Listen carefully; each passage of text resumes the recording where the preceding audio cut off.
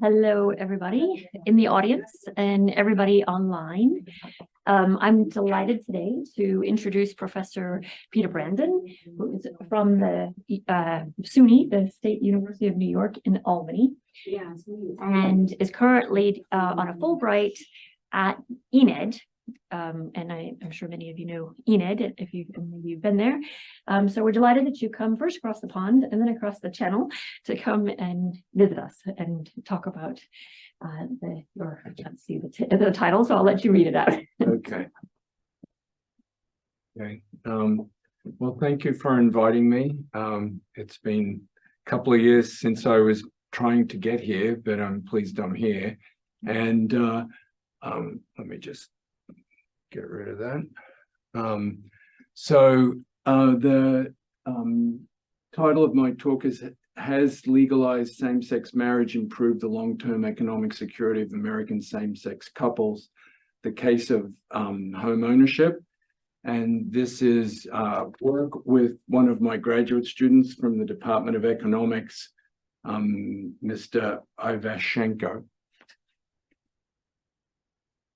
What I want to do is go through some background because it's important for the context for this particular talk to give you some context on the American case with respect to gay couples. So before I get into the data and into the modeling and show you the results, it is very important to go through some context with you. So this is a great graph that starts to give some context to the American case. And it's very interesting because when we think about the issue of gay marriage in the United States or same-sex marriage equality in the United States, it is important to think about it in terms of public opinion. And so I'm going to go through this. This will be fairly brief, but I do want to spend a few moments just going through the American case with the change in public opinion, because it does affect the data that's used and the modeling approach. Basically, sorry about that. So as you probably know, there was the Stonewall riots in 1969. I'll try to go through this reasonably quickly in the interest of time. But in the 1970s, 80s, and 90s, it's probably not a surprise to you that in the United States, as well as in other Western democracies, there was a tremendous attack on gays, and there was the AIDS crisis in the United States and many deaths. And there was a great deal of rhetoric about gays in the United States. For instance, when I was a graduate student at the University of Chicago, I was one of the grad students on the famous NORC National Opinion Research Center sex survey that was basically shut down by Jesse Helms, the senator from North Carolina, who basically argued very strongly that gays were perverted human beings and that any federal funding for research in particular would simply be promoting, encouraging, and condoning homosexual activities. So basically, in the United States, at this period, there was basically the shutdown of research on gay couples. So that's part of the context in moving forward on research. In 1988, only about 12% of Americans supported the idea of marriage equality, and 77% believed that gay sex was always wrong. Again, I'm skipping through this fairly quickly, but one of the other seminal events that happened in the United States was when a presidential candidate, Bill Clinton, basically said that he was open to there being gays serving in the military. In a United States context, words matter, particularly for presidential elections. And so this was one of the first times that an American politician, particularly running for the highest office in the land, had started the debate about gay rights, particularly in the military. In the 1990s and early 2000s, there was many fluctuating political contexts. But one of the important things that happened that again affected research in the United States was the Defense of Marriage Act. The Defense of Marriage Act, basically affectionately known as DUMA, basically shut down federal surveys in the United States for the measurement of same-sex households and monitoring trends. So adding on to previous provocative statements made by people like Senator Helms, basically the United States Congress shackled the ability of the US Census of basically monitoring and being able to measure gay same-sex households. It prevented any policy shifts, which is important in federal benefits for gay couples. And in this particular paper that we presented, that we had published last year, we talk about how this affected social science research. By 2010, basically, the US had reached the 50% threshold, where about 50% of the US population, according to the Gallup poll, was basically open to gay couples, civil unions, etc. By 2012, 4 states had legalized same-sex marriage, and then another seminal event was President Obama's support when he ran for re-election for marriage equality. Over the next few years, many same-sex couples living in the states still did not recognize, in states in the US, still did not recognize same-sex marriage, and there were many civil suits, including the important one from Ohio. So as time's moving on, more and more people are supporting the morality, that's the way it was framed in the United States, of same-sex couples. And then in 2015, there was the seminal event of the US Supreme Court saying that basically gay couples should be able to marry and there should be marriage equality. The famous statement there by Justice Kennedy's statement about same-sex marriage, and I'll just say at the end, there is dignity in the bond between 2 men and 2 women who seek to marry in their autonomy to make such profound choices. So just in a few short decades, really, if you think about it, the United States had moved, particularly by 2016, to about 59% of Americans thought same-sex couples should have the right to marry. By 2022, about 70%, or over 70%, I should say, supported same-sex couples having rights and benefits that an American legally recognized marriage provides. Some pollsters, such as Gallup, that we've spent a lot of time working with to validate our data, argue that this story is one of the greatest transformations of public opinion in US history. That sounds like a grand statement, but if you think about this movement, of the US population in general, this is pretty profound, but there is still opposition to same-sex marriage in the United States. In 2023, Justice Thomas argued that the decision for same-sex marriage in the United States was erroneous, that it was wrong, and that it needed to be overturned. So in the United States right now, there are cases working their way through the United States legal system that are challenging these 3 laws. The right of married couples to obtain contraceptives is one of the ones that's going through the courts, particularly in starting in Texas. Another one is the rights of people to have private sexual acts. And importantly for you to understand is that the same-sex marriage equality may well be overturned. And you might say, no, that's impossible. Well, then think about Roe versus Wade. Why is this important?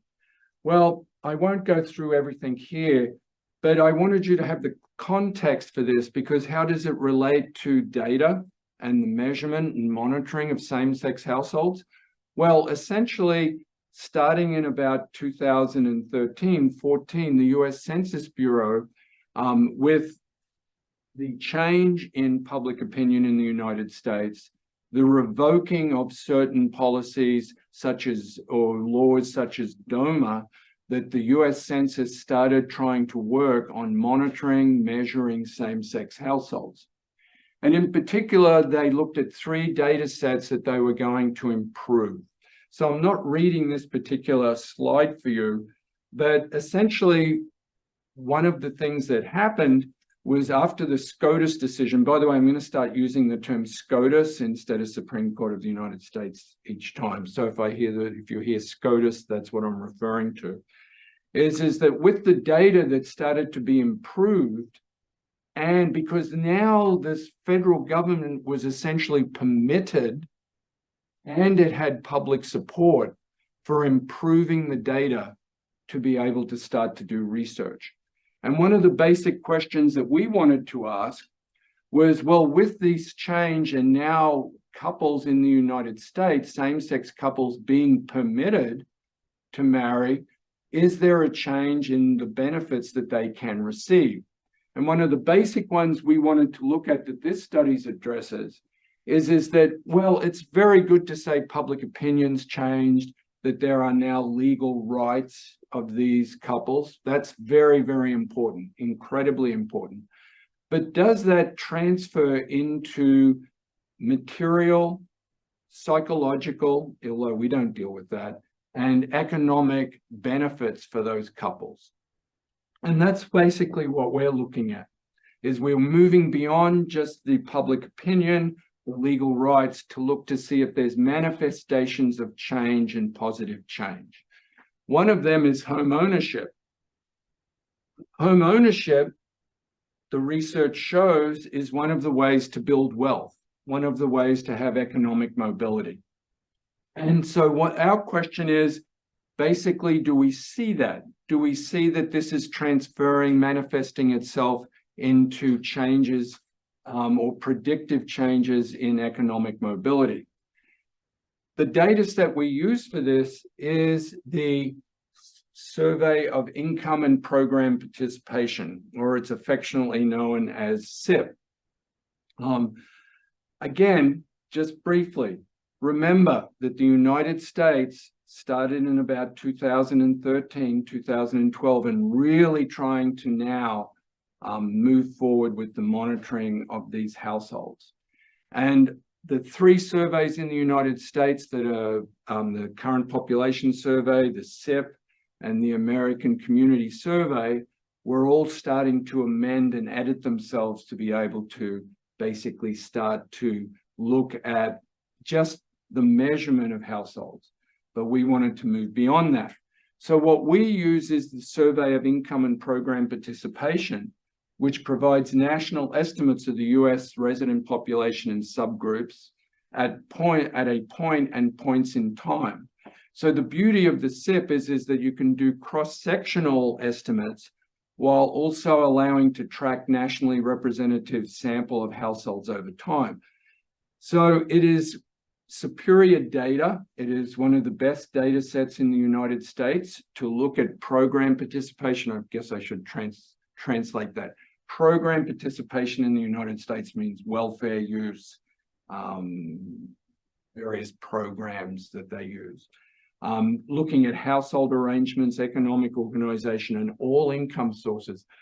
I was on a National Academy of Sciences panel that looked at the SIP, and we did come to the conclusion that as among various data sets, that the SIP was doing a very, very good job as opposed to the CPS, Current Population Survey, and the ACS, American Community Survey, of tracking income sources and household arrangements. So that was why we decided to use this data set. Again, I'm not going to go through everything here, but I do want to sort of point out a few things. The SIP has this very, very nice design where you can take the cross-sectional estimates, particularly in the first wave of data, or you can follow people over time, track attrition, etc. But you can use multiple panels that have exactly or essentially exactly the same design, questions, variables, etc. And you can build these sort of samples cross-sectionally, or you can follow them through time, which is a very, very nice design. And it basically leads you to be able to have a concordant, harmonized sample, either cross-sectionally or across time. And basically what we use is 6 waves of these data, 6 panels of these data, the SIP, to basically build our sample, our cross-sectional sample that is not contaminated, or I guess you could say compromised by attrition, which is very nice. Moreover, we can take a month out of that, a representative month out of that, and check that against other data sets, which we've done, and those estimates are very much in line with the other data sets. And we can look at the relationships at that time. So again, I'm talking about what's in this slide. I'm not sort of reading it out to you, but essentially imagine that what we can do is, because it's essentially the same and these multiple panels are working their way through, but at any point in time, you can get an equivalent set of people across panels, okay? Not affected by attrition, which is important because we're taking advantage. I've done it both. I've used these data for longitudinal analyses and for cross sections, but again, we get the nationally representative set of data at a given point in time. We use month 12 when they went and collected the data. We also can check to see who's not in the household and correct for that. So imagine someone's away for that month and they're a gay person, particularly with, I'm going to get into small sample sizes soon. So these are very, very, very strong aspects that other data sets, even though the CPS is available, the ACS, these are very, very good aspects of the SIP. The other thing that's great about the SIP is you've got all the relationships, not just to the household reference person, but among everyone. So we exploit the household relationship matrices, which, by the way, we used in our previous work to correct for misestimation, underestimation of gay households. And essentially, we can get all the relationships and basically start to discover or pull out the same-sex households. Other quick points about the SIP is that, again, you've got these very, very good measures, monthly measures of labor force participation, all income sources, etc. So basically, you've got this rich set of data. Now, I talked about the advantages of the SIP. Remember, it's a household survey. And I now want to talk for a moment about the measurement of gay couples or same-sex households. Let me say same-sex households because that's more accurate. Basically, what we do is we have a 2-tiered process. The first tier is what several places in the United States have used, such as the Williams Institute. I don't know if you know them. Very good institute out of Los Angeles, UCLA, that looks at same-sex households, gay couples, etc. So the first thing we do is that we categorize households into 6 different groups. 0 couple households. We're looking at couples, same-sex households. Single couple households, opposite sex. Single couple households, same sex, married or cohabiting. We look at multiple couple households, only opposite sex, all married or all cohabiting, or a mixture of the two. Multiple couple households, only same sex. Multiple couple households, opposite sex and same sex. So we can clearly distinguish, go back to our previous work and look at other data sets to see how close we are and if we're getting true people. But that's only the first tier. We have 2 tiers that other people have not done. And we're really encouraging people to do this second tier that tries to build on work that another researcher called Gary Gates talked about, but did not implement, but we decided to implement it.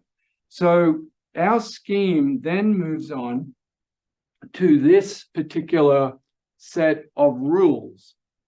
So with these rules, again, I don't really want to read this, but basically what we do is the number of couples in the household and their types, married or unmarried, in opposite sex or same sex. At any time, at any point in time, are these characteristics assigned to a given household to exactly one category, thus strictly precluding the possibility of double or undercounting. So that's the first thing we do. Then we rigorously cross-checked and validated relating to couples and households. What we do is we have an identification of all couples. We ensure that both partners report the same type of relationship and list each other as their respective partners. That's a very important part that couldn't be done with United States data, particularly in the 90s, in the early 2000s, etc. Because of DOMA. Literally, you could lose your job or be sanctioned at the Census Bureau if you were not complying with the rules of DOMA, okay? Defense of Marriage Act meaning between heterosexuals. Next, we exclude couples from the sample in the following cases. Couples constituted by a respondent who claims that more than one partner simultaneously, probably data error. Sex reported by each partner is inconsistent with the reported type of relationship. Couples with statistically imputed marital status, we retain couples with logically imputed maternal marital status.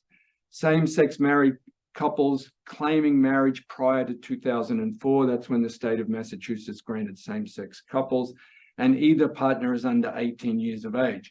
So again, this seems like logical, sensible things to do. But remember, in most data sets, at least in the United States, federal housing surveys, it's been very difficult to do this until recently. So with these data, we can do a lot. But what can't we do with these data? Well, we can't model self-selection into the current marriage or current relationship, okay? So we can't do that because we pick these people up as couples, okay? If we wanted to do a longitudinal analysis, we can't even do that until they reveal their sexual orientation, because there's no questions on what is your sexual orientation. We don't have adequate data on each partner when single or cohabiting. That's what I just said, okay? Adequate data on wealth of each partner. Okay, so power differentials between couples we can't look at, okay? If one couple, for instance, had a person in a relationship had gobs of money or etc., we can't really get at that. Movement of a couple to more favorable housing markets, we can't get that. Ongoing discrimination in housing markets, we can't get that. Assets each partner brings to marriage or cohabitation, which is what I sort of basically was implying above. So remember that the SIP is a representative household survey, and we take advantage of that design. Then we impose our very strict rules on whittling down to get our same-sex household. But this isn't a study. The SIP can't do assortative mating, okay? So the big trade-off. Well, the sad news, it's a good news and a good news story. Basically, that's the way we put it, is we lose people due to this sort of error in recording, okay? But we've decided that we would rather have a more accurate sample with strict rules than have variability, like maybe keeping, oh, you know, they said that they were a same-sex couple, but, you know, this person here says that they're not, or they've changed sex. We've got rid of all that. So we end up with a smaller sample. Okay? And we also only look at one couple households. And you might say, well, that's a mistake. Well, no, it is not. In the United States, across multiple household surveys, we've found that basically the ACS, CPS, CEP, American Housing Survey, that essentially most households are one couple households, okay? And essentially it's only 1% of all US households. So now what I want to show you, so we feel that we've done the best job we can in answering our question of having the most accurate sample of same-sex households in the United States, with the caveats that obviously go with that. So what does our sample size look like? Well, our sample size, particularly given other surveys, is fairly large. So if we just look at the raw counts, we have 41,817 couples, one couple households. We have 270 same-sex married. That's what this is. So now just looking at same-sex married, same-sex cohabiting, opposite-sex married, opposite-sex cohabiting. If you look at these numbers here, these are fairly large as opposed to like other surveys have done as far as our samples of same-sex couples. If we look at the weighted numbers, we get this full set of households here, one couple households. This is our weighted numbers, which go up a little bit, but remember, these are still tiny numbers. So there's a philosophical debate here between, do you really want to research same-sex couples? Do you really want to do that? Pretty small samples, pretty small percentage of the US households population. Maybe we should forget it. Just do qualitative studies, 20, 30 people. That's a philosophical question. Why spend so much resources on so few households?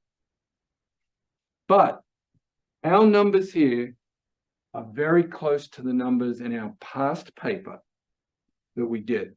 So we also feel very good that we've essentially replicated our sample sizes from the paper that I cited earlier that we have.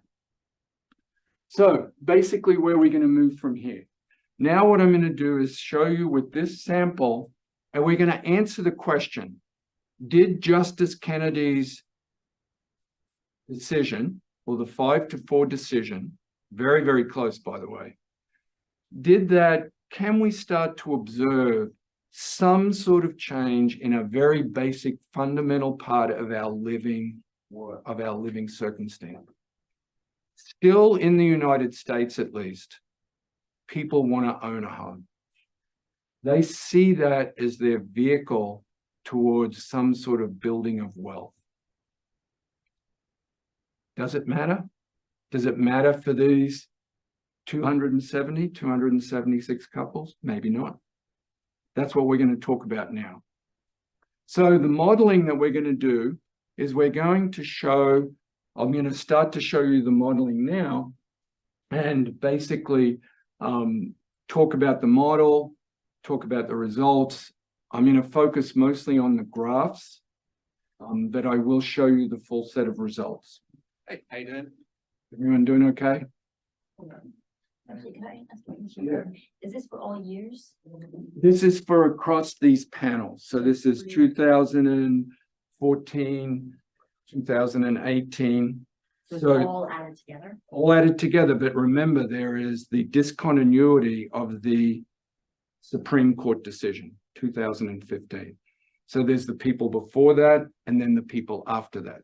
So 2014, 2017, 18, 19, 20, 21. I didn't talk about COVID, by the way, but that was on a previous part. It doesn't seem, at least in first waves of longitudinal data, that the COVID aspect is important with that year. It was the start of COVID.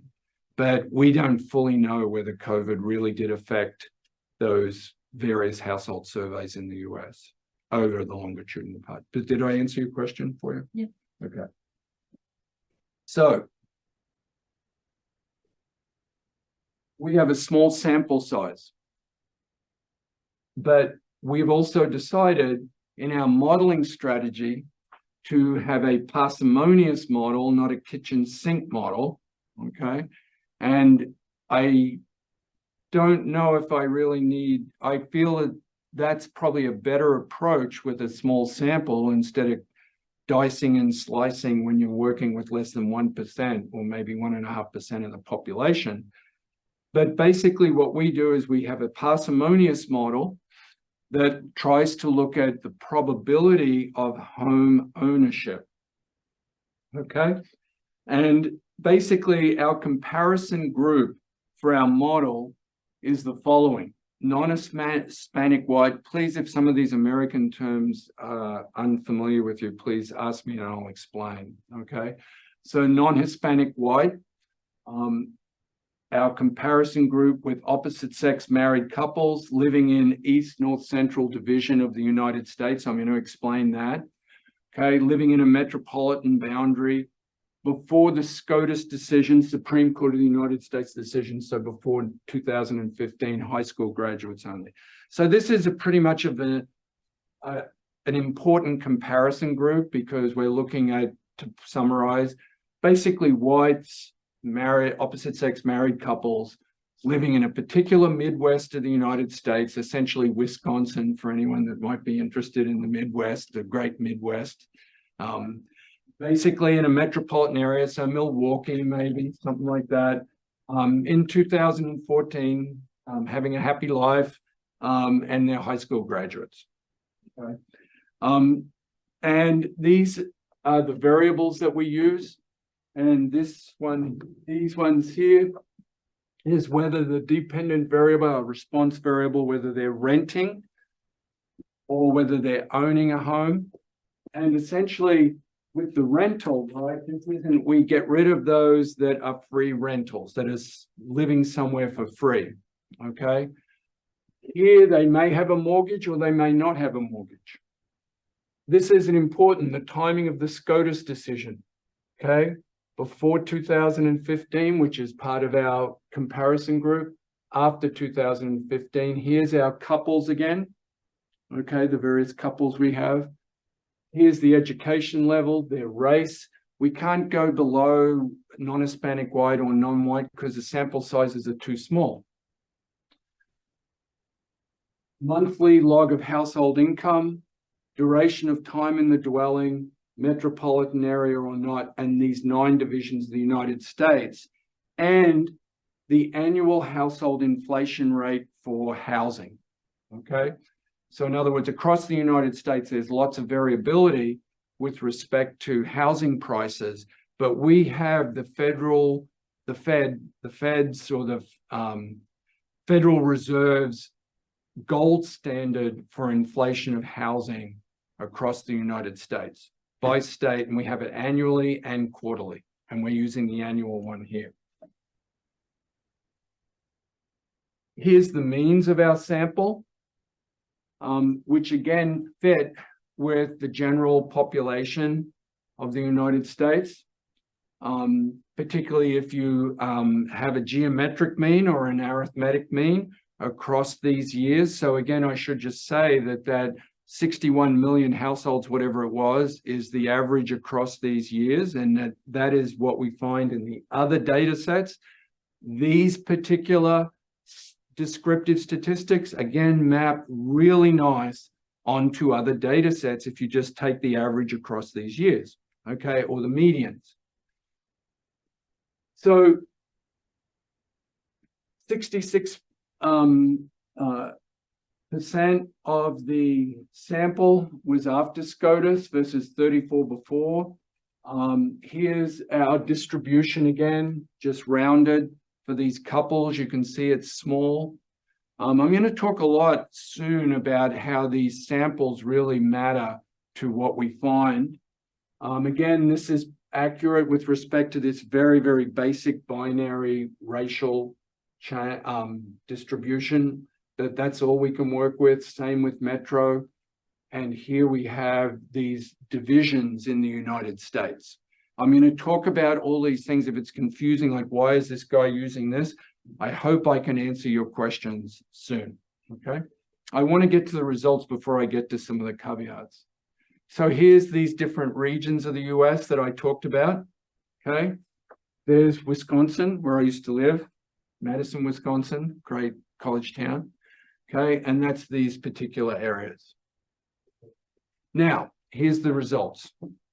And I'm going to remember what I'm going to do is show you the graphs because they're somewhat easier to understand, or at least sort of visually, they're nice to show you. But let me just show you something. This is the full set of results, and we can come back to it, but please permit me to just sort of go to the next slide where I'm going to highlight what I'm showing you here, and we can come back to it, okay? No sleight of hand here. I'm happy to come back to it, but I do want to get to the main results. Okay, lots to discuss, but let's focus on the estimated odds ratio. So this is a logit model, and basically what we're doing is predicting home ownership relative to rental, okay? Predicting home ownership relative to rental. We've got our 4 groups, but we're interacting it with the timing because we have the timing. And it's clean. Okay, so you could imagine this if you're an economist. Are there economists in the room? Okay, economists love exogenous shocks. Okay, so it's nearly like an exogenous shock because you could not have anticipated. If anyone wants to argue with me on that, you could not have anticipated this decision. Maybe. But look at this. Okay, before.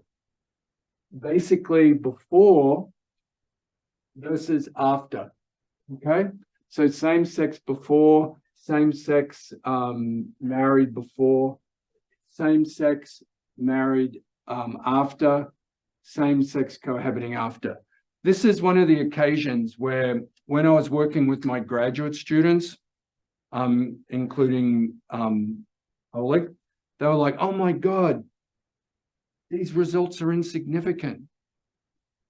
And I was like, this is great. On a personal level, I'm not speaking professionally now, but they were like, but we didn't get significance. And I said, sometimes it's great not to have significance because what this is showing is essentially before the SCOTUS decision, same-sex households, married and cohabiting, were less likely to own a home. Afterwards, the SCOTUS decision, they were just as likely, as least likely, to own a home as a opposite sex married couple. So they were a little bit more relieved because I said, in a way, it would sort of be weird with these small sample sizes to be generating this huge significance. I said, I'm not looking for that. I'm just looking for them to be the same because according to the 14th Amendment, they should just be the same. They shouldn't be any more advantaged. So that sort of calmed them down a little bit. And I also want to come to this one because of our good friend California and show you why this is insignificant. Sorry, this one here and this one here of why housing prices became insignificant. When we do the tests on these models, here's an important, this particular set of tests here is to our comparison group. Remember, opposite sex, Milwaukee, high school graduates, etc.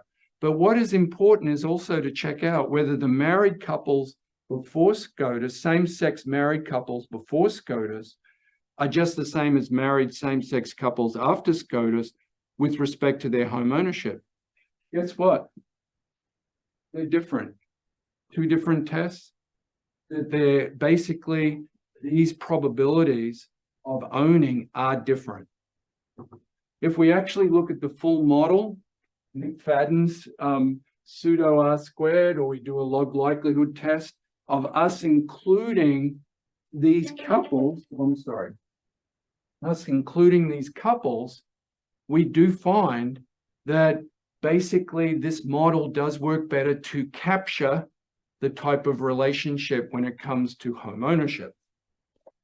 We can come back to this, but now I want to show you basically why the graphs for these and why geography matters and small samples.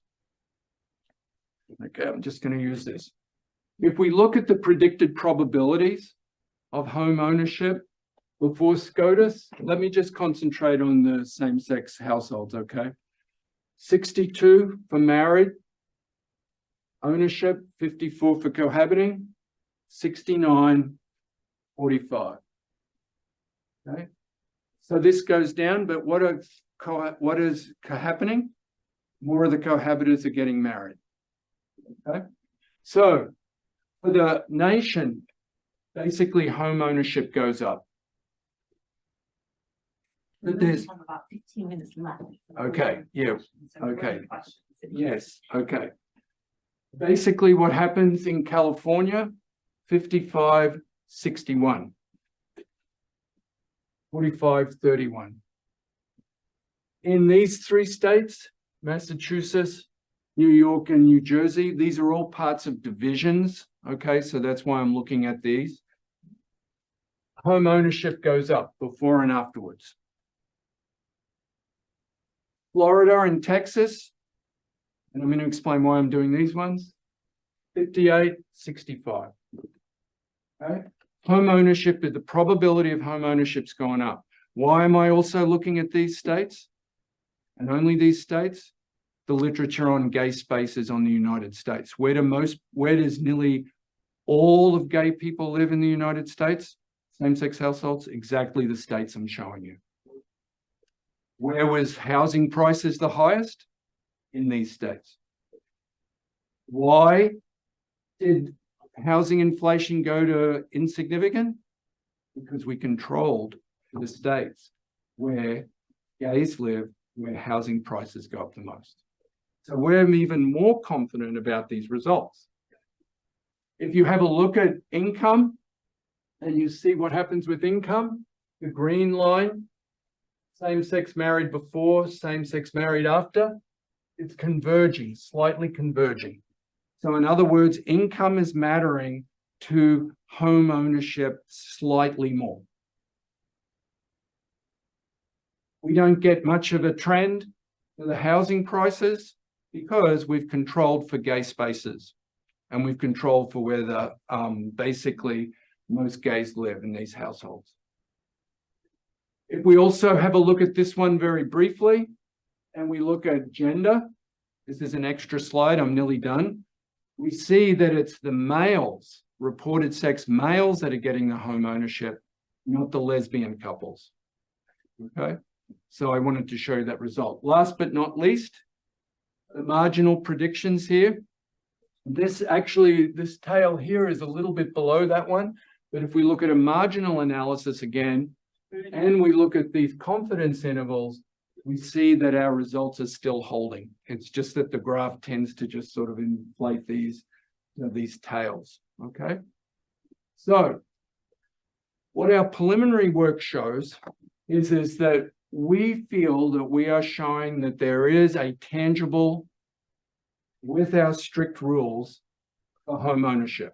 This is important because if our results, our preliminary results are holding, we are showing that there is a positive benefit to this decision in the everyday lives of wealth building for same-sex households in the United States.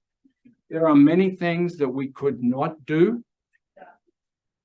but we feel that with the small sample sizes, we also feel that we couldn't cut this anymore.